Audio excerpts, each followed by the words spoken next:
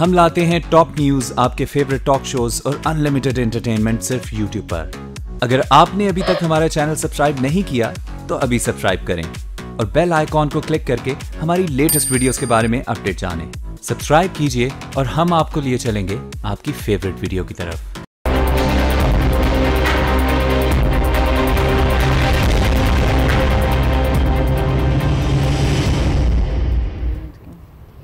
अस्सलामुअलैकुम। Senate election की खुसूसी transmission में एक दफा फिर आपको खुशामदीद कहते हैं। मैं हूं सादिया गौस और मैं हूं अली आबिद। इस वक्त हम देख रहे हैं कि कौमी असेंबली हो या फिर चारों सूबाई असेंबलियां हो, वहां पर बेहतरीन तरीके से सेनेट इलेक्शन हो रहे हैं। तमाम तर MPs MNAs इसमें इलेक्शन में हिस्सा ले रहे हैं, अपना अपना वोट कास्ट कर रहे हैं। वज़ीर आज़म पाकिस्तान शाहिद खाकान अब्बासी भी अपना वोट कास्ट कर चुके हैं कौमी असेंबली में। जबकि वज़ीर आला की बात करें तो सिंध के वज़ीर आला ने अपना वोट कास्ट कर लिया है। बकिया तीनों सूबों के वज़ीर आला ने अब तक अपना वोट कास्ट नहीं किया है और जो वक्त आगे बढ़ेगा तो हम देखेंगे ये वज़ीर आला भी अपना वोट कास्ट कर लेंगे। शाम 4 बजे तक का टाइम है इस इलेक्शन के हवाले से हम आपको बता रहे हैं। इस वक्त इस्लामाबाद स्टूडियो में एक तवील पैनल हमारे साथ मौजूद है, जिसमें आसमा शिराजी सीनियर एंकर पर्सन हमारे साथ मौजूद हैं, राना मुबशिर साहब हमारे साथ मौजूद हैं, शौकत पराचा हमारे साथ मौजूद हैं, जबकि गरीदा फारूकी हमारे साथ मौजूद हैं। कराची स्टूडियोज में ब्यूरो चीफ रफत सईद हमें ज्वाइन कर चुके हैं।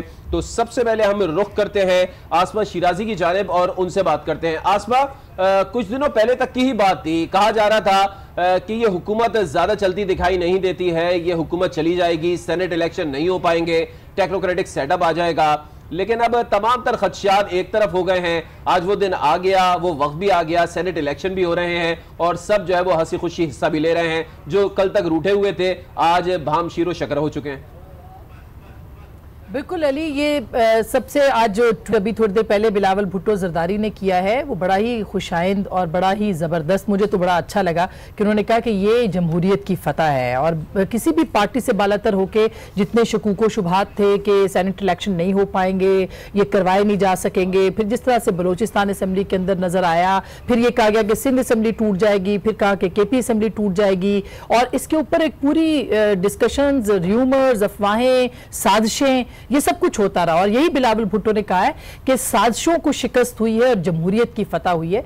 मेरा ख्याल है कि ये हर पॉलिटिकल पार्टी को आज ये जरूर ये बात कहनी चाहिए कि जितनी भी साजिशें हो जाए जमहूरी निज़ाम के खिलाफ, पार्लिमानी निज़ाम के खिलाफ, अगर पॉलिटिकल पावर्स इस बात के ऊपर मुत्तफिक हैं कि पाकिस्तान के अंदर जमहूरियत और पार्लिमान की फतह रहेगी तो फिर मेरा ख्याल है कि कोई शिकस्त नहीं दे सकता। और अभी यही नहीं बल्कि आम इंतखाबात के लिए भी जिस तरह के र्यूमर्स और अफवाहें अभी से उड़ रही हैं कि शायद डीलिमिटेशन का मसला बन जाएगा, उसको बुनियाद बना के टेक्नोक्रेटिक सेटअप आएगा, उसको फिर तूल दिया जाएगा और वो बढ़ा दी जाएगी उसकी मुद्दत, तो टेक्नोक्रेटिक सिस्टम को बढ़ा दिया जाएगा।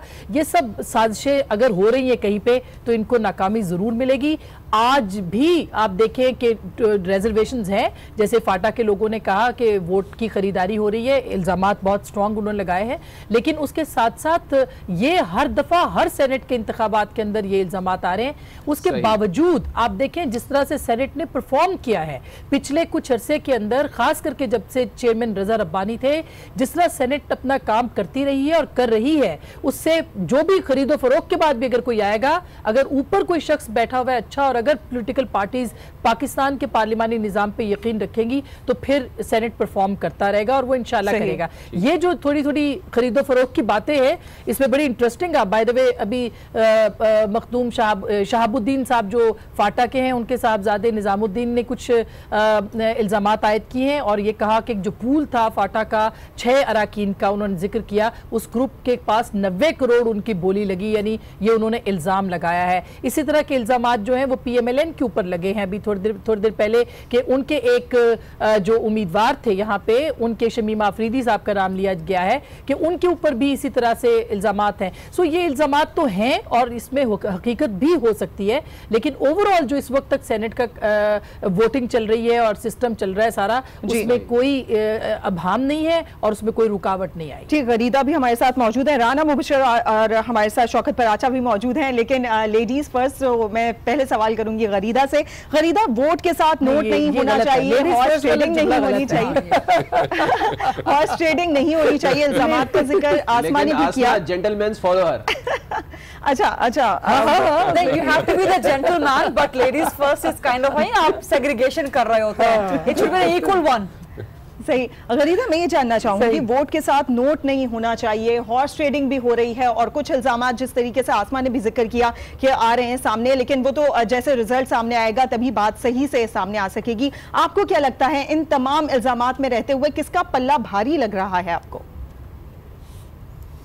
देखिए, पल्ला भारी कहना तो इस वक्त कबल अज़ वक्त होगा, क्योंकि पीपल्स पार्टी की भरपूर कोशिश है। कल हमारी जैसे प्रोग्राम में मंजूर भट्टू साहब से बात हो रही थी, वो कह रहे थे कि जी पीपल्स पार्टी वाज़े अक्सरियत के साथ सामने आएगी सेनेट के इंतखाबात में, तो शायद वाज़े अक्सरियत के साथ सामने ना आ सके, क्योंकि नंबर गेम जब कैलकुलेट की जाए सिंध और बलोचिस्तान के मिला के, तो फिर पंजाब के मुकाबले में वो ज़रा कम लगती है। और पंजाब में इस वक्त जो अपेरेंटली नंबर गेम चल रही है वो नून लीग के हक में चल रही है, तो नून लीग आसानी से मेरा ख्याल है कि 11 सीटें वहाँ से निकाल लेगी, एक सीट जो है वो अपोजिशन के शायद हक में आ जाए, बट यहाँ पर भी पैंतरा बदल सकता है, हो सकता है कि 12 सीटें नून लीग ही निकाल के ले जाए। तो ये तो पंजाब की खैर 5 बजे जब पोलिंग का वक्त खत्म होगा उसके बाद सिचुएशन सामने आएगी, तो पल्ला भारी होना फिलहाल कहना मुश्किल है, लेकिन इतना जरूर होगा कि पीपल्स पार्टी और PMLN ये एक दूसरे के क्लोज तकरीबन सीटें निकालने की कोशिश में कामयाब हो जाएंगे। और हो सकता है कि नून लीग ज्यादा सीटें निकाल जाए, लेकिन वो डिपेंड करेगा बलोचिस्तान के फेट के हवाले से कि बलोचिस्तान में क्या चल रहा है, फिर फाटा के सेनेटर्स के हवाले से भी।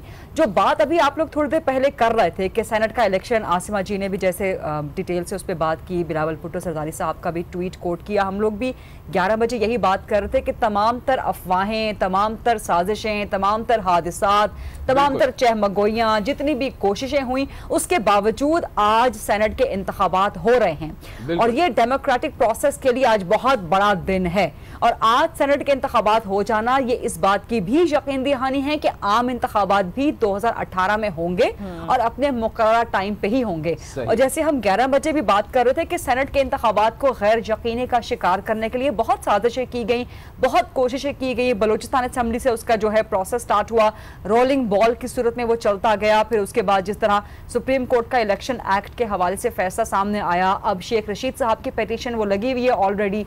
अब ये देखना पड़ेगा कि वो जो कागजात है नामजदगी के फॉर्म के हवाले से शेख रशीद की पिटीशन है, क्या वो सेनेट के रिजल्ट्स को तो मुतासिर नहीं करेगा, ये देखना पड़ेगा। ठीक है, अब जरा उनके हवाले से ही बात कर लेते हैं और राना मुबशिर साहब की तरफ चले जाते हैं, क्योंकि वो उनके दोस्त भी बड़े खास हैं शेख रशीद अहमद के। तो राना साहब अब ये बताइएगा, सेनेट इलेक्शन, अच्छा वो सबके दोस्त हैं, लेकिन उनके जरा ज्यादा खास हैं, उन्होंने मुझे अकेले में बताया था राना साहब ने।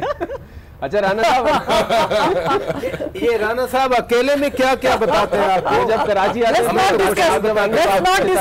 हैं नेशनल टेलीविजन पहले भी बताने लगे थे कुछ राना साहब बताते हैं, प्लीज ना बताएं हमें, ठीक है? कुछ तो मैं 11 बजे राना साहब को बहुत मुश्किल से रोका है कि वो ना बताएं। और अच्छा राना साहब मेरा ये तो बताए ना, ये जो खदशात थे सबसे ज्यादा शेख साहब के हवाले से कहा जाता है, वो बड़ी प्रेडिक्शन करते हैं, हर अगले महीने वो कहते हैं हुकूमत जाने वाली है।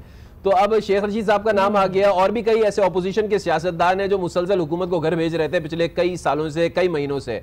अब आने वाला वक्त जो है वो निगरान हुकूमत का है, फिर आम इंतखाबात होने हैं। तो अब कल से हम ये सुनेंगे निगरान हुकूमत नहीं बनेगी, हुकूमत चली जाएगी, ये हो जाएगा वो हो जाएगा, या अब जो है वो थोड़ी ठंड पड़ जाएगी दिलों में और ये बात तय हो जाएगी नहीं भाई अब निगरान हुकूमत भी बनेगी, जनरल इलेक्शन भी होंगे?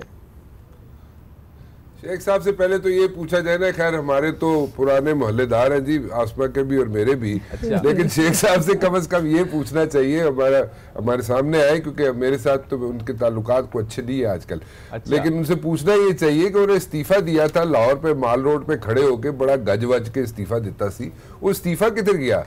वो इस्तीफा देने की बात गोली होगी बीच में से, सानूनहर वाले बुला के, पता नहीं शेख साहब कितने रह गए, माई कितने रह गए, तो वो उनका कोई पता नहीं चलता, बस वो उधर वो गड़बड़ी है वहां पे। लेकिन वो उनकी ख्वाहिशात है, सारी ख्वाहिशात तो पूरी नहीं हो सकती। वैसे भी शेख साहब बहुत चक्कर लगाते रहे हैं उधर रेलवे रोड पे, रेलवे रोड के उधर पुल के ऊपर ना बड़े तोते वाले बैठे होते हैं, फाले शाले निकालते रहते हैं, वो पैसे लेके फाल निकालते हैं, तो शेख साहब वहाँ पे बड़ा अक्सर जाते रहते हैं, तो फाले शाले भी निकलवाते रहे वो। तो शेख साहब अच्छा आदमी है, उनको क्या कहा जा सकता है, उनकी ख्वाहिशात बहुत है और वो चाहते ही है कि किसी न किसी तरीके से खत्म हो जाए हुकूमत, मियाँ साहब अंदर हो जाए, और वो उनकी ख्वाहिशात है, उन सारी ख्वाहिशात। मसला ये है कि आज इमरान खान साहब किधर है, मसला तो ये है इंसान ने कह दिया कि इमरान खान आज निजी मसरूफियात में है, वो नहीं। आपको इस पे जरूर डिस्कशन करनी चाहिए, ये बहुत बड़ी बात है। वो कौन सी इमरान खान साहब अगर वो सेनेट के इंतखाबात में अपना वोट कास्ट करने नहीं जा रहे, ये बहुत अनडेमोक्रेटिक एक प्रेसिडेंट सेट हो रहा है। इस पर भी बात करते हैं। रफत सईद भी हमारे साथ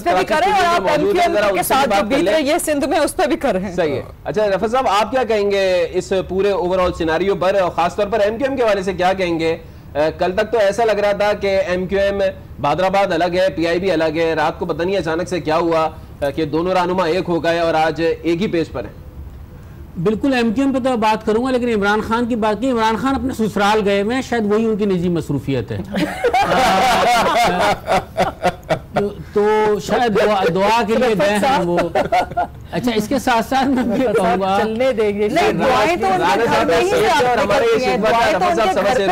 नहीं, आज दोनों मियाँ बीवी जो हैं वो आज ससुराल गए हैं, उनकी सास ने उनको बुलाया है। अच्छा, तो मैं इसमें आगे ये बताता चलूं कि एमक्यूएम की जहां तक बात रही है तो एमक्यूएम की पोजीशन बड़ी वाज़ेह है। अब फिलहाल तो दोनों मिल गए हैं और बज़ाहिर दावे भी एक दूसरे से भाईपंथी के दोनों तरफ से हो रहे हैं, लेकिन अब तक की जो सूरत हाल है, सिंध असेंबली में जो वोट डालने का तनासुब है, 80 के करीब वोट कास्ट हो चुके हैं और उसमें अब तक जो सूरत हाल नज़र आती है उसमें लगता है ऐसे ही कि जो मुजफ्फर हुसैन शाह जो हैं, जो टेक्नोक्रेट की नशिस्त पर हैं, वो उनकी मदद सब कर रहे हैं। इसके साथ साथ जो है टसोरी जो है, कामरान टसोरी और फरोग नसीम, ये 2 सीटें निकल जाएंगी, लेकिन पीपल्स पार्टी जो है अब 1 सीट 9 सीटें ले जा सकती है, जो अब तक लग रहा है, ऐसा जो दावा भी है। तो टसोरी पर था ना, टसोरी का अचानक से क्या हुआ? दोनों पार्टियों के उम्मीदवार टसोरी हैं। देखिए, दोनों के उम्मीदवार है, बहालत मजबूरी, कहीं ना कहीं कोई ऐसा प्रेशर है जिसकी वजह से कल उन्हें इस्लामाबाद में मिलकर बैठना पड़ा है। उससे कोई इनकार करे या जो भी कहे, लेकिन कहीं ना कहीं से अली साहब, मैं आपको सुबह से कह रहा हूं किसी ने बिठाया है उन्हें। जी बिल्कुल, मैं सुन रहा था, लेकिन दोनों के चेहरे से नागवारी वो सब बड़ी नुमायां थी। ले रहा था ना, धरना कर रहा था, वो भी फारिग हो गया। अच्छा, अब सूरत हाल ये है कि अब इसमें जो नज़र आता है, जो गुज़िश्ता रात एमक्यूएम की 2 अरकान असम्बली जो हैं, उन्होंने पीपल्स पार्टी के जो डिनर में शिरकत की, जिसके बारे हीर सुहो के बारे में तो बड़े वाज़े, और आज भी वो उसी रास्ते से असम्बली में आई है जहाँ से पीपल्स पार्टी के अरकान आ रहे थे। दूसरी नायला लतीफ़ जो है, नायला लतीफ़ राशिद लतीफ़ की बहन है, जो क्रिकेटर जो हैं, तो यकीनन ये APMSO की बड़ी सरगर्म कारकुन होती थी, अल्ताफ़ हुसैन के बहुत करीब थी, लेकिन उसके बाद अब उन्हें वो इसी वजह से कामरान टसूरी की बुनियाद पर वो अलहदा हुई हैं। मगर फारूक सत्तार का ये दावा है कि उन्हें मना लिया गया है। खैर उनके वोटों से कोई फ़र्क भी खास पड़ने वाला नहीं है, लेकिन अब तक की जो सूरत हाल है उसमें 3 नशिस्तें जो हैं वो निकल सकती हैं। लेकिन इसके साथ साथ जो आसिफ अली जरदारी साहब ने जो बलूचिस्तान में जो काम दिखाया था, वो कहीं ना कहीं सिंध में भी नजर आएगा, जिस वक्त डिब्बे खुलेंगे। सही, यानी कि आप ये कह रहे हैं कि इस वक्त की जो खबर आ रही है वो ये भी है कि एमक्यूएम के 6 अरकान ने शायद जो अपनी वफादारियां तब, और अली आप कह रहे थे ना कि कल वो एक हो गए हैं। एक तो हो गए हैं लेकिन नेक नहीं हुए वो। लेकिन अब दुआ करें कि एमक्यूएम एक भी हो जाए और नेक भी हो जाए। देखिए, नेकी की बात तो ये कहूंगा मैं कि नेक तो हो गई है और शहर पूरा नेक हो गया। आप ये अंदाजा लगा लें कि अब खुलेआम मुखालफत भी होती है, एक दूसरे की मुखालफत में नेकी का आगाज घर से होना चाहिए ना, घर से नेकी का आगाज घर से होना चाहिए। वो एमक्यूएम के घर में अभी तक नेकी मेरा ख्याल है कि वहां से आगाज नहीं हुआ। वो भी मेरे ख्याल में आगे चल के हो जाएंगे। आहिस्ता आहिस्ता ये प्रोसेस जारी है, जिसके नतीज सामने आ रहे हैं। और इस शहर में अब मुखालफत की बात भी होती है और किसी को जान का खौफ नहीं है, सबसे बड़ी चीज ये है। और इसके असरात यकीनन एक पॉजिटिव चीज है और इसमें 2018 के इंतखाबात में वो नजर आएगी। एमक्यूएम के हवाले से तो काफी बात हो गई है ना, अब जरा शौकत की तरफ चलते हैं। शौकत, जिस तरीके से बहुत हल्की सी बात हुई है और आप सब यही कह रहे हैं कि इस पर बात करनी चाहिए। तहरीक इंसाफ के चेयरमैन इमरान खान जो मजमा बड़ा लगा लेते हैं जलसों में और काफी हद तक सियासी प्रेडिक्शंस भी करते हैं, लेकिन जब एन मौका आता है तब वो देखते हैं, मतलब वो दिखते नहीं है। आज जो है वो सेनेट इलेक्शन है, उनको आना चाहिए था, अपना वोट कास्ट करना चाहिए था, लेकिन शफकत महमूद कह रहे हैं कि निजी मसरूफियात है वो नहीं आएंगे। ये आज की बात नहीं है। 2014 में जब धरना दिया तो पार्लियामेंट के सामने खड़े होकर इसी पार्लियामेंट के बारे में क्या कहते रहे आपको मालूम है। रिजाइन करके चले गए, पूरी पार्टी बाहर निकल गई, फिर किस तरह से अब मैं अब भी समझता हूँ गैर आईनी तरीके से उनको रोका गया और उनकी मेंबरशिप सबकी बहाल हुई, दोबारा असेंबली में वो बैठे। फिर अभी लाहौर में 17 जनवरी को आपको मालूम है, मेरे तो तमाम इन दोस्तों को जो मेरे साथ बैठे हैं उन्होंने लानत भेजी थी इस पार्लियामेंट पर। तो मैं तो आज सही बात है, तवक्को नहीं कर रहा था कि वो आएंगे, वो किस लिए आते। मसलन आप, मैं, राना साहब, 2 खवातीन बैठी हैं, रादर लड़कियां बैठी हैं हमारे साथ, ये उनसे पूछ लेती कि जी आप तो लानत भेज रहे थे, आप किस लिए आए। तो हर कोई कैलकुलेट करता है। सेकेंडली कोई उनके वोट नहीं है आज इधर के उनका सेनेटर इस्लामाबाद से बन सके। जमहूरियत पसंद होने के नाते अगर कोई जमहूरियत पे बिलीव करता है, कोई डेमोक्रेट है, तो ज़रूर आना चाहिए पार्लियामेंट में। पार्लियामेंट में वोटिंग का मतलब हार जीत हरगिज़ नहीं होता।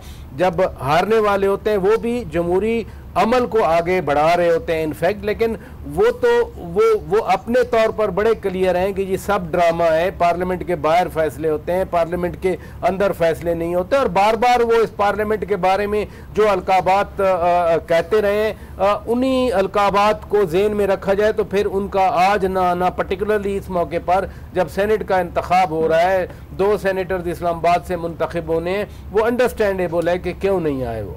एब्सोल्युटली। और ये जो चीज़ें शौकत पराचा साहब ने कही हैं ये तो अपनी तरफ हैं, लेकिन आप ये मत भूलें कि इमरान खान साहब की एक बहुत बड़ी फॉलोइंग है, उनके पार्टी कारकुनों की एक बड़ी तादाद है, नौजवानों को वो कहते हैं कि मैं उनके लिए आइडियल हूँ और नौजवान उनको आइडियलाइज करते भी हैं। और फिर वो एक सेकंड मोस्ट पॉपुलर या सेकंड मोस्ट लार्जेस्ट जो कि वो क्लेम करते हैं, उसके पार्टी के सरबराह भी हैं। वो खुद भी कहते हैं कि ऑपोजिशन मैं हूं, पीपल्स पार्टी ऑपोजिशन नहीं है। तो जब इतने सारे टैग्स आपके साथ पॉलिटिकल एंड सोशल एक्सेप्टेंस के लगे हों तो फिर आपको अपने रवैये से जाहिर करना पड़ता है कि आप जमहूरियत के साथ हैं या आप किसके साथ हैं। तो अगर इमरान खान साहब आज पार्लियामेंट में जाते तो उनके अपने कद, उनके अपने वकार में कि कौन आ रहा है या कौन नहीं आ रहा, लेकिन आप मुल्क में जी बिल्कुल आसमा जी भी ऐड करना चाह रही हैं। इमरान खान साहब को आना चाहिए था और वो एक बड़ी जमात के रहनुमा भी हैं और उसके साथ साथ पार्लिमानी जमहूरियत के अंदर रहते हुए अगला इलेक्शन भी लड़ रहे हैं।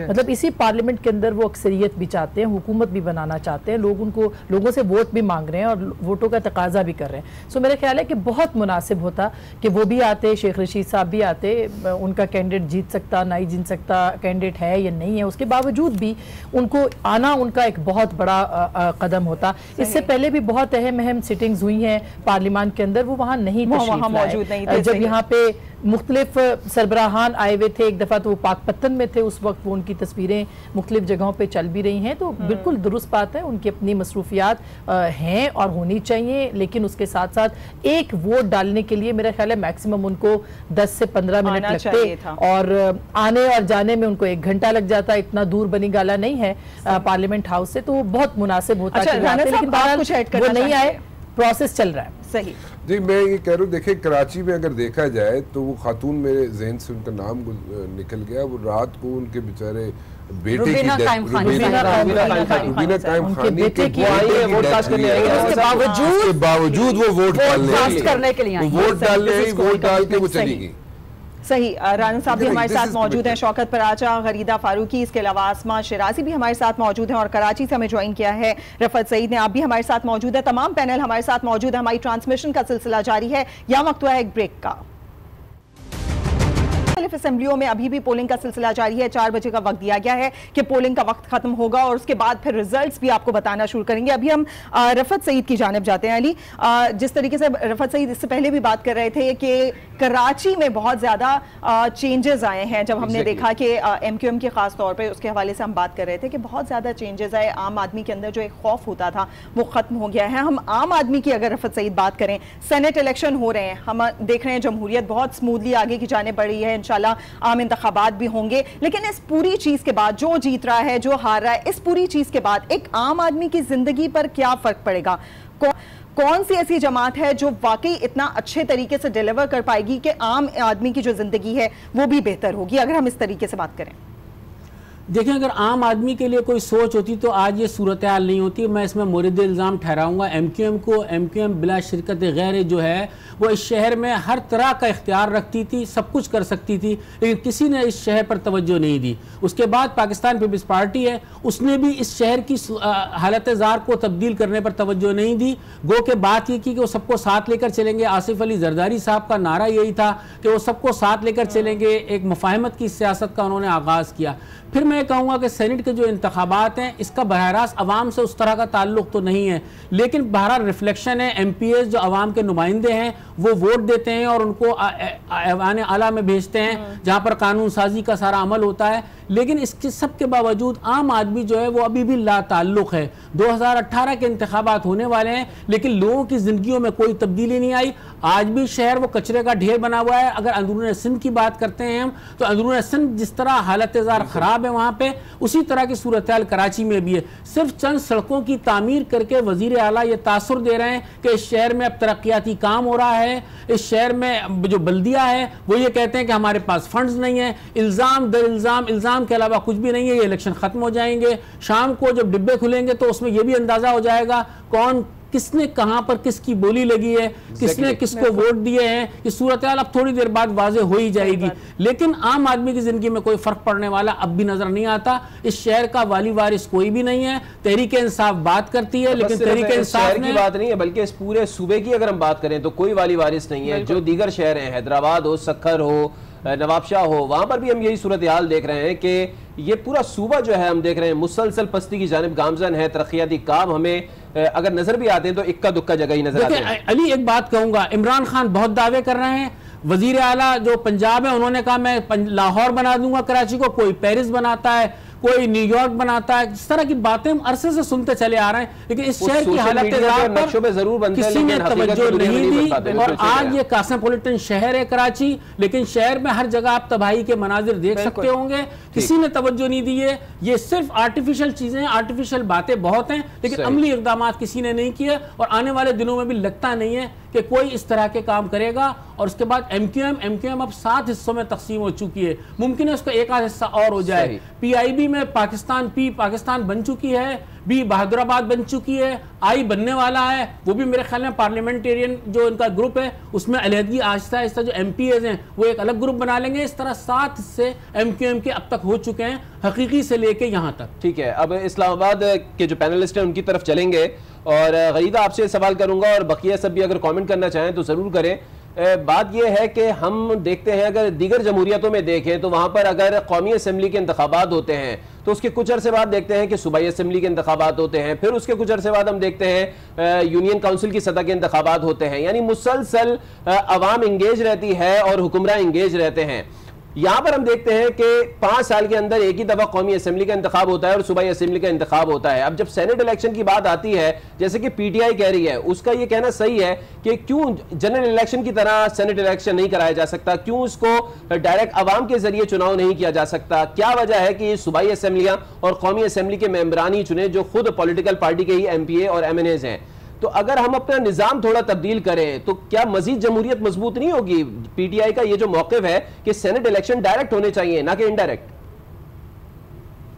ये बात आपकी बिल्कुल ठीक है। और जहां तक सियासी बयानबाजी की हद तक ताल्लुक है वहां तक तो बयान दे दिए जाते हैं कि जी मसलन सेनेट के इंतखाबात आप बराह रास्त करवा लें। कल भी हमने इस पर डिस्कशन की, मंजूर भट्टू साहब ने कहा कि जी बराह रास्त ना करवाएं, उसमें बहुत रेपरकशंस हैं, आप शो ऑफ हैंड के जरिए कर लें, सीक्रेट बैलेटिंग नहीं होनी चाहिए इस हवाले से। तो ये बयानबाजियां इसलिए आती हैं क्योंकि इमरान खान साहब ने कहा कि उन्हें पैसों की बहुत बड़ी ऑफर हुई। उन्होंने ये नहीं बताया कि ऑफर किस तरफ से हुई, कितने पैसों की ऑफर हुई, लेकिन बहरहाल उन्होंने कहा कि जी ऑफर हुई और बहुत पैसा लगता है। और ये हकीकत भी है, ये कोई पहली दफा की बात नहीं है। फाटा में ब्रीफ केसेस 10-10, 20-20 करोड़ से ऊपर का एक ब्रीफ केस होता है। बलूचिस्तान में सिचुएशन, और मैं चाहूंगी कि आप लोग अपने डिस्कशन पे बलूचिस्तान को बहुत फोकस करें क्योंकि वहां से बहुत इंटरेस्टिंग और बड़े जो कहते हैं ना कि अनएक्सपेक्टेड रिजल्ट्स सामने आएंगे।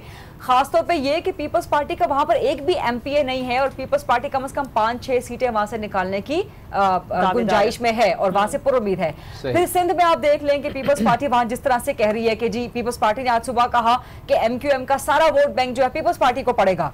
फिर कल वो अली रजा आब्दी साहब ने कहा कि जी गधा घोड़ा बिल्ली चूहा इस किस्म की ट्रेडिंग हो रही है सिंध के सेनेट के इलेक्शंस में।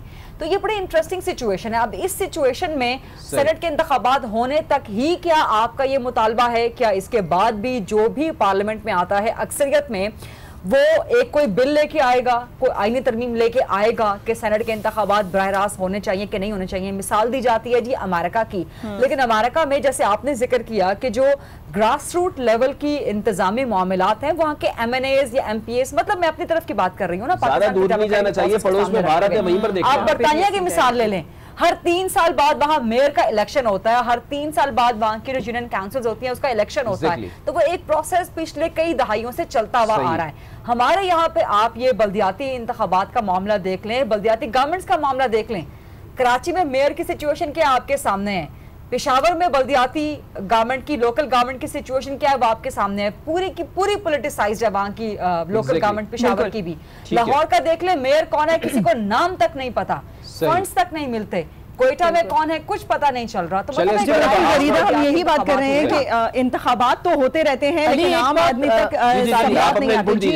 जी आसमा जी, मैं बिल्कुल जैसे कहा जा रहा था ना कि ये PTI ने भी कहा है कि डायरेक्ट इंतखाब हो, तो देखिए ये कॉन्स्टिट्यूशन के खिलाफ है। और जो कॉन्स्टिट्यूशन बनाने वाले थे उन्होंने ये सोच समझ के रखा था कि फेडरेशन की इक्वल रिप्रेजेंटेशन होगी अपर हाउस में, और अपर हाउस में जब ये रिप्रेजेंटेशन होती है तो नेचुरली उसमें बलूचिस्तान बहुत सबसे बड़ा सूबा है, आबादी सबसे कम है, तो उसको सामने रखते हुए नहीं, उसको देखिए ये सीक्रेट बैलेटिंग इसीलिए रखी गई ना। और दूसरा इसके अलावा जो बलूचिस्तान पे पीपल्स पार्टी वालों का अभी वहाँ सब लोग अभी आज़ाद लोग मुंतखब होके आएंगे जो एक्सपेक्टेड है, वो अभी किसी पार्टी को नहीं कर सकते क्योंकि उनका सेकेंडर जो है वो नहीं होगा। पीपल्स पार्टी का एक भी मेंबर वहाँ पे नहीं है, तो उनके पास 7 दिन का टाइम होगा उसके बाद कि वो किस पार्टी के साथ खुद को लेके जाते हैं या खुद को मुंतखब करके उनके पास लेके, तो वो हो सकता है कि पीपल्स पार्टी हो सकता है कि वो ना हो।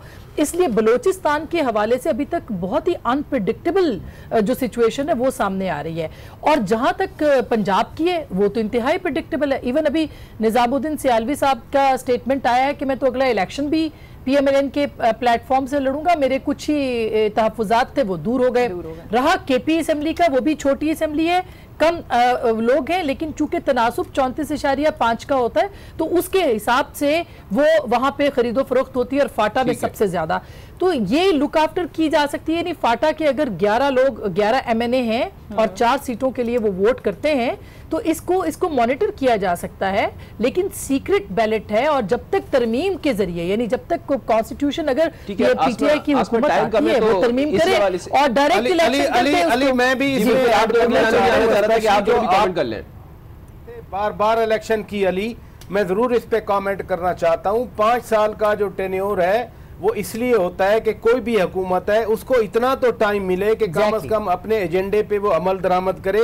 भारत की आप एग्जांपल दे रहे थे, वहाँ हर 6 महीने के बाद एक स्टेट इलेक्शन होता है, लेकिन अब वहाँ सीरियसली सोचा जा रहा है कि आइन में अमेंडमेंट की जाए, वहाँ पर स्टेट और फेडरल जो यूनियन असेंबली है उनका इलेक्शन एक ही दिन हो जाए, ताकि ये 5 साल का जो एक और फेयर पीरियड है, कोई हुकूमत भी 1 साल में अपने एजेंडे को पूरा आगे नहीं बढ़ा सकती। आप सिंध की तरक्की की बात कर रहे थे कि वहां नहीं है, पंजाब में जिन्होंने तरक्की की उनके खिलाफ भी तो सब कुछ चला हुआ है। अगर तरक्की ही यार्ड स्टिक है तो फिर मोटरवे बनाने वालों को, हाईवेज बनाने वालों को, मेट्रोज बनाने वालों को, ऑरेंज ट्रेन चलाने वालों को फिर तो सबको एक्सेप्ट करना चाहिए कि उन्होंने बहुत डिलीवर किया है। अगर सिंध में ये नहीं हुआ और पंजाब में हो गया, सिंध में भी आप अप्रिशिएट नहीं कर रहे और पंजाब वालों को भी अप्रिशिएट नहीं किया जा रहा। सिंध में थोड़ा सा गड़बड़ है जी। सिंध में देखें, एक बहुत बड़ी खबर ये है कि सिंध के अंदर जो पॉलिटिशियंस हैं, पॉलिटिशियंस के पास जो फंड्स गए, जो प्रोजेक्ट्स के फंड्स, जो डेवलपमेंट फंड्स जिसको कहते हैं, वो अगर गए हैं प्रोजेक्ट्स फंड्स और डेवलपमेंट फंड्स, उनमें से मुझे बता दें कि कौन से पार्लियामेंटेरियन ने वो एग्जीक्यूट किए। यहाँ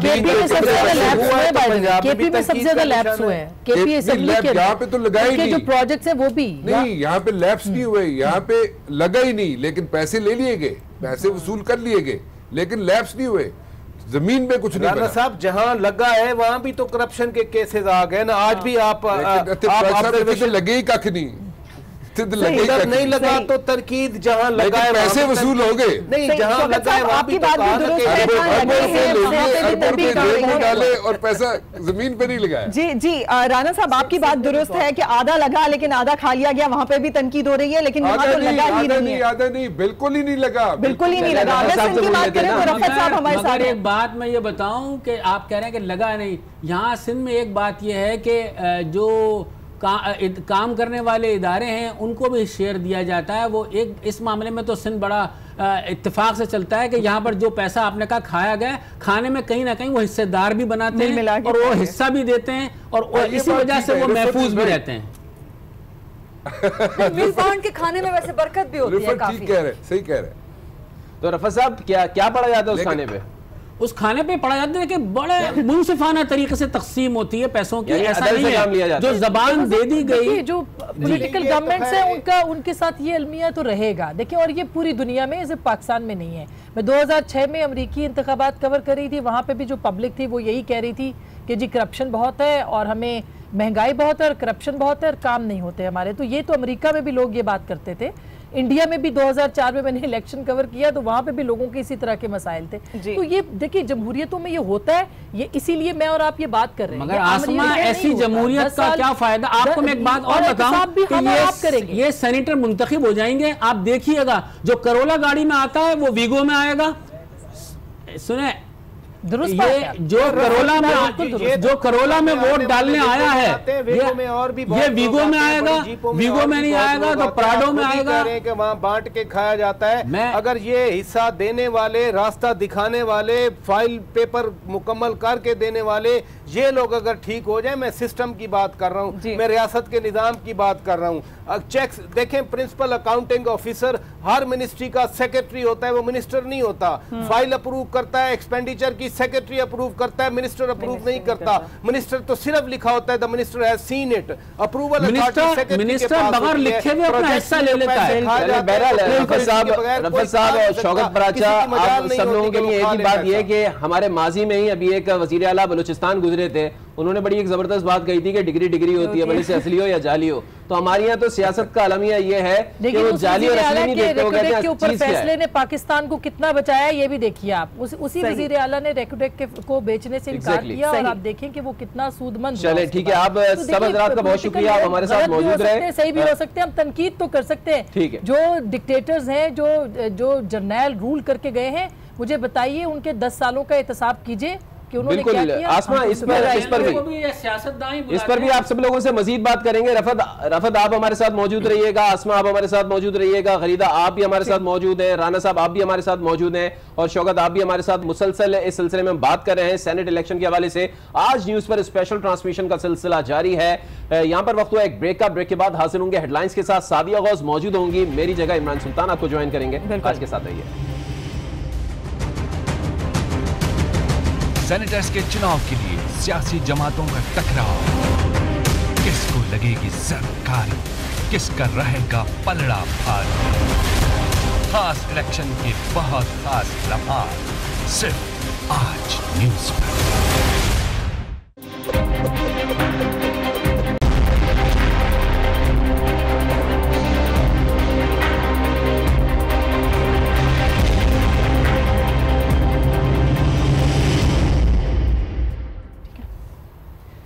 अस्सलामुअलैकुम। सेनेट इलेक्शन 2018 की खुसूसी ट्रांसमिशन आज टीवी पे जारी है और मैं हूं इमरान सुल्तान और मैं हूं सादिया गौस। और अभी आपको बताएं, वज़ीर आला शहबाज शरीफ सेनेट इलेक्शन का वोट कास्ट करने के लिए पंजाब असेंबली में पहुंच गए हैं। ये मनाजिर आप देख रहे हैं। पंजाब में सेनेट की 12 नशिस्तों पर 20 उम्मीदवार मैदान में हैं। लीगी हिमायत याफ्ता 11 उम्मीदवारों की कामयाबी यकीनी, जबकि एक नशिस्त पर अपसेट हो सकता है। पंजाब असेंबली के ये मनाजिर आप देख रहे हैं जहां पर शहबाज शरीफ पहुंच चुके हैं। सबसे पहले हमने देखा कि सिंध के वज़ीर आला ने वोट कास्ट किया, उसके बाद वज़ीर आज़म शाहिद खान अब्बासी ने भी इस्लामाबाद में वोट कास्ट किया और अभी ये पंजाब असेंबली के मनाजिर आप देख रहे हैं जहां पर वज़ीर आला पंजाब शहबाज शरीफ वोट कास्ट करने के लिए पहुंचे हैं। पंजाब में सेनेट की 12 नशिस्तें जिसमें 20 उम्मीदवार मैदान में हैं और लीगी हिमायत याफ्ता 11 उम्मीदवारों की कामयाबी यकीनी बताई जा रही है, जबकि एक नशिस्त पर अपसेट हो सकता है। पंजाब की सेनेट में 12 नशिस्तों के लिए पंजाब असेंबली की कुल 371 मेंबरान में से 370 अरकान वोटर लिस्ट शामिल हैं। पीपी 30 सरगोदा से रुकने असेंबली ताहिर सिंधु के जाम भाग होने पर एक नशिस्त खाली हुई थी और सेनेट की 12 नशिस्तों पर 20 उम्मीदवार मैदान में है। ये मनाजिर आप देख रहे हैं वजीर आला पंजाब शहबाज शरीफ जो कि पंजाब असेंबली पहुंच गए हैं और अब से कुछ देर के बाद बाकायदा तौर पर वो अपना वोट भी कास्ट करेंगे। वज़ीर आला पंजाब शहबाज शरीफ इस वक्त सेनेट इलेक्शन का वोट कास्ट करने पंजाब असेंबली पहुंच गए। ये मनाजिर आप देख रहे हैं। इस्लामाबाद में हमारे पैनलिस्ट मौजूद हैं। शौकत पराचा इस वक्त हमारे साथ नहीं हैं, जबकि राना मुबश्शिर, आसमा शिराजी, गरीदा फारूकी हमारे हमरा हैं और हमारे साथ रफत सईद भी हैं, कराची की ब्यूरो चीफ। रफत सईद की जानिब आएंगे। आप इमरान कोई सवाल पूछना चाह रहे थे? मैं तो सबसे पहले ये कहना चाहूंगा कि आज न्यूज़ का जो कोरम है वो माशाल्लाह पूरा है। इस वक्त शौकत पराचा भी हमें ज्वाइन करेंगे। रफत सईद ने हमें कराची से ज्वाइन किया। रफत, कुछ खबरें हैं आपके पास इस वक्त? देखें, हतमी ख़बर तो बिल्कुल शाम को 4 बजे के बाद ही आना शुरू होंगी, लेकिन अभी एक इत्तला है। वो इत्तला ये है कि जो मुत्तहिदा कौमी मूवमेंट की 5 ख़वातीन हैं या 6 शायद ख़वातीन हैं जिन्होंने पीपल्स पार्टी के जो यहाँ से अरकान जा रहे थे वोट डालने के लिए वो वहाँ से गई हैं। गुमान यही किया जा रहा है कि उन्होंने पाकिस्तान पीपल्स पार्टी के हक़ में अपना वोट इस्तेमाल किया है। तो अब तक की यही इत्तला है। गो के इसकी तस्दीक यकीनन जब डिब्बे खुलेंगे तो इस बात का अंदाज़ा हो जाएगा। और ख़वातीन पे खासा काम किया है पीपल्स पार्टी ने, लगता यही है। और कल भी लगता है आपने भी काफी काम किया है खवातीन पे, क्योंकि बड़ी अंदर की खबरें निकाल के लेके आ रहे हैं। जी बिल्कुल, मैं तो खवातीन क्या मर्द क्या सारे अराकीन पे हम तो काम कर रहे हैं। मेरी पूरी टीम जो है कराची ब्यूरो की इसी पर लगी हुई है और सब इस पर काम कर रहे हैं। लेकिन कल जब 2 रुकने असेंबली जो थी, जिसमें कि एक नायला लतीफ़ हैं जो राशिद लतीफ़ की बहन है, उसके अलावा जो हीर सुहो हैं, इन दोनों ने उनके डिनर में शिरकत की, जिसके बाद डॉक्टर फारूक सत्तार का ये कहना था कि उनको मना लिया गया है, वापस आ गई हैं। ख्वाजा इजहार का भी ये कहना है। लेकिन जब सुबह वो वोट डालने के लिए गई तो वो उसी रास्ते से गई जहाँ से पाकिस्तान पीपल्स पार्टी के अरकान जा रहे हैं। और अब ये इत्तला आई है कि 6 खवातीन ने कम अज़ कम जो है वो पीपल्स पार्टी के हक़ में अपना वोट इस्तेमाल किया है। और ये बात यकीनन थोड़ी देर में और वाज़ेह हो जाएगी जब इसके रिजल्ट आना शुरू होंगे। अच्छा, इस वक्त सूरत हाल ज़ाहिर है कि हम हमेशा से सुनते आए, पढ़ते आए, देखते आए कि पार्लिमान जो है वो सुप्रीम है, पार्लिमान के तकद्दुस पे कोई समझौता नहीं।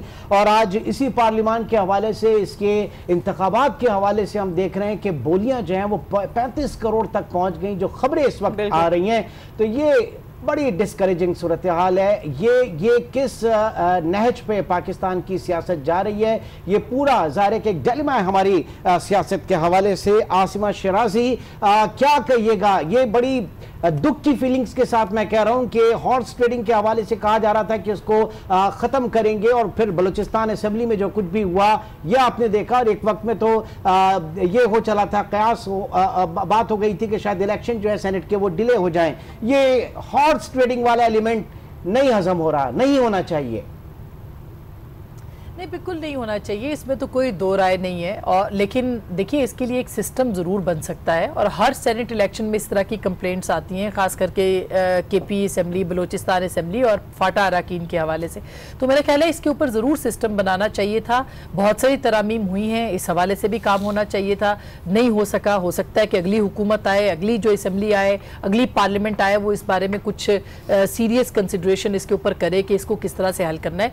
लेकिन ये भी आप देखिए कि चूंकि ज़ाहिर सीक्रेट बैलेट है, तो आप अगर आपको कोई कह भी देगा कि भाई अभी तो इल्जामात हैं, ज़ाहिर उसके सबूत भी आपको लाने पड़ेंगे। और सीक्रेट बैलेट में जो जिसको चाहेगा वो वोट दे सकता है। और जो पार्टी पोजीशन के हवाले से बनता है कि ये पार्टी, और इस पर चूंकि फ्लोर क्रॉसिंग का कोई कानून भी लागू नहीं हो सकता, लिहाजा आप को अंदाजा जरूर हो सकता है, लेकिन उसके लिए सबूत इकट्ठे करना बहुत मुश्किल काम है। मसलन पंजाब असेंबली से PMLN कह रही है कि हमारे 12 नशिस्तें 12 की 12 हम लेंगे, तो वो अगर 12 नहीं आती जो कि उनके नंबर के ऊपर बनती भी हैं, तो इसका मतलब ये है कि अगर चौधरी सरवर वहां से जीत जाते तो इसका मतलब है कि कहीं ना कहीं कुछ गड़बड़ हुई है। मगर वो गड़बड़ इस तरह से भी हो सकती है कि किसी ने वो उनको अपना कैंडिडेट पसंद ना हो और उन्होंने चौधरी सरवर आपको वोट कर दिया हो, ये भी हो सकता है, और ये भी हो सकता है कि इन्फ्लुएंस किया गया हो, ये भी हो सकता है कि पैसा लगा हो, ये भी हो सकता है कि वो बरादरी की वजह से भी वोट दे।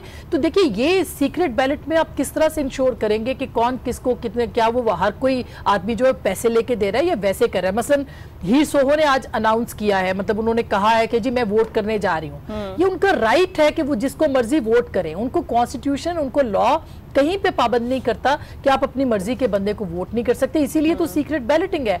आज ये भी खबरें आई हैं जो कि परवेज इलाही साहब कह रहे थे कि पंजाब में एडिशनल सेक्रेटरी जो है वो ओथ ले रहे थे पीएमएलएन के लोगों से कि भाई आप जो हैं वो अपने कैंडिडेट को ही वोट डालें, तो ये भी गलत है। आप ओथ भी क्यों लें, क्योंकि हर किसी का राय है और वो अपनी राय का इजहार सीक्रेट बैलेट के जरिए से करेगा। अगेन मैं ये बार बार इसलिए कह रही हूं कि ये आईने पाकिस्तान में लिखा है कि इसका तरीकाकार क्या होगा। बाकी जो नंबर ऑफ पोजीशन है वो जब सामने आएगी पता चल जाएगा कि कौन कौन सी पार्टी, जो कि खास करके पीपल्स पार्टी ये कह रही है सिंध के अंदर कि उनकी 10 नशिस्तें आ सकती हैं, इंक्लूडिंग जर्नल और साथ में जो टेक्नोक्रेट्स की हैं और विमेन सीट्स हैं। अगर उनकी 6 से ज्यादा नशिस्तें आती हैं तो इसका मतलब ये है कि वहां पे भी ऐसा कुछ हुआ होगा। ये देखना है कि क्या क्या होता है, लेकिन वही बात है सीक्रेट बैलेट को राणा साहब कल आप कह रहे थे कि पीपल्स पार्टी कोई सरप्राइज देने जा रही है, कहां तक आप समझते हैं कि सरप्राइज आने वाला है पीपल्स पार्टी की तरफ से? एक तो ये सरप्राइज आपको 2 खवातीन नजर आ गई चीफ मिनिस्टर हाउस में रात को जी। ये मैं आपको इंडिकेट करना चाह रहा था, लेकिन उस वक्त तक कंफर्मेशन नहीं थी कि ये दोनों खवातीन वहां पे जाएंगी कि नहीं जाएंगी। दूसरा मसला ये है कि इन पे वर्किंग हो रही थी, और इन पे वर्किंग जो है पीपल्स पार्टी के एक आई वुड से पीटीआई से एक खातून गई हुई है, उन्होंने पीपीपी को ज्वाइन किया है, उन्होंने बहुत वर्किंग की है इन पे, और मैं उन नाम भी ले देता हूँ। चले नाज बलोच साहिबा ने बहुत उस पर वर्किंग की है, और नाज बलोच साहिबा ने बहुत कोशिश करके ये जो 2 खवातीन है एमक्यूएम की, इन पे पिछले कई दिनों से वर्किंग करके इनको वहाँ पे जनाब चीफ मिनिस्टर हाउस लेके गई हैं। वो ये नाज बलोच अकेली नहीं है, इनके पीछे 2-3 लोग और भी हैं। मैं एक और चीज़ कहना चाहूँगा, ये कॉन्स्टिट्यूशन में, आइन में जो तरमीम है इसको तो करना ज़रूरी है कि सीक्रेट बैलेटिंग में पैसा चलेगा। मेरा क्वेश्चन उधर का उधर ही है कि ये जो पैसे दिए जा रहे हैं सेनेटर्स को, सेनेटर बनने के लिए जो पैसे लगाए जा रहे हैं एमपीएस पे, ये पैसे अगर दिए जा रहे हैं just to buy a tag, just a tag कि जनाब मैं सेनेटर बन गया हूँ या बन गई हूँ और मेरे साथ एक टैग लग गया है, लेकिन जो पैसे लगे हैं ऑब्वियसली उन पैसों का रिटर्न भी चाहिए उन सेनेटर्स को। वो उसको रिटर्न करने के लिए, उसको दोबारा डबल करने के लिए पैसे को वो करप्शन ही करेंगे ना। एक तरफ यहाँ पे जुडिशरी बैठी हुई है, वो कह रही है जनाब करप्शन हुई है, एक दफा यहाँ पे किसी हद तक जो इंस्टीट्यूशंस हैं, लॉ एनफोर्समेंट एजेंसीज जो है वो एक्टिव हुई है कि जनाब करप्शन को कर्टेल कर सके, and at the very same time एक अजीब किस्म का यहाँ पे चक्कर चल रहा है विच इज पोल्स अपार्ट, बिल्कुल ऑपोजिट चल रही है एक चीज कि जनाब यहाँ पे करप्शन को इनकरेज किया जा रहा है। So it is a state of confusion. एक साइड पे जुडिशरी और लॉ एनफोर्समेंट एजेंसीज कर्टेल करने की कोशिश कर रही है करप्शन को, and at the very same time senate का इलेक्शन हो रहा है और खुले पैसे चल रहे हैं, पिछले 1.5-2 महीने से चल रहे हैं। मैं बार बार इस चीज को कह रहा हूँ कि पैसे चल रहे हैं, इसमें कोई शक नहीं है। जो नहीं लगा सक रहा बेचारा पैसा वो चुप करके बैठा हुआ है। इसमें बड़ी इंटरेस्टिंग चीज ये भी है, इसमें बड़ी इंटरेस्टिंग चीज ये भी है कि सब इसको कंडेम करते हैं। फारूक सत्तार साहब ने भी कहा कि जी नोट नहीं चाहिए, वोट चाहिए। पीटीआई भी कह रही है कि जी हॉर्स ट्रेडिंग हो रही है। इमरान खान साहब ने कह दिया कि उन्हें बहुत बड़ी ऑफर हो गई। नून लीग कह रही है कि जी हमारी बलूचिस्तान असेंबली उठा ली, पैसे का इस्तेमाल किया गया। पीटीआई नून लीग पे पैसे का इल्जाम लगाती है, पीपल्स पार्टी एमक्यूएम पे लगाती है। मतलब सारी जमातें कंडेम करती हैं, बट अगेन सारी इसी सिस्टम में रहते हुए इसको मिसयूज भी करती हैं। तो ये इसको सिंसियरली एंड सीरियसली सोचना पड़ेगा कि सेनेट का इंतखाब होने का क्या यही तरीकाकार चलना चाहिए। सब कहते हैं कि मेरा ख्याल ये, वैसे गरीदा मेरा ख्याल ये था कि अगर 2-4 रोज 1 हफ्ता अगर डिले भी कर दिए जाते सेनेट के इलेक्शंस और तरमीम करके आइन में और दोबारा इलेक्शंस कराए जाते, कोई फर्क नहीं पड़ता। एक हफ्ता अगर डिले हो जाते और डायरेक्ट इलेक्शन आगाज पार्लियामेंट के अंदर से होना चाहिए। जैसे इमरान खान साहब ने कह दिया ना कि जी आप बराह रास्त इंतखाबात करवाएं, तो इमरान खान साहब एक हफ्ता डिले करके और डायरेक्ट इलेक्शन। आपकी बात को भी सुनेंगे और गरीदा अभी बात कर रही थी उनकी बात यहां पर एक अहम खबर है, नाज़रीन से शेयर करेंगे। साबिक वजीर दाखिला चौधरी निसार का कहना है कि कभी भी बैकफुट पर नहीं रहा, यह वक्त पार्टी मामलात पर बात करने का नहीं। अगर हॉर्स ट्रेडिंग हो रही है तो मुत्तल्लिका इदारे कार्रवाई करें। ना मैं क्रिकेट खेल रहा हूं, ना ही इमरान खान।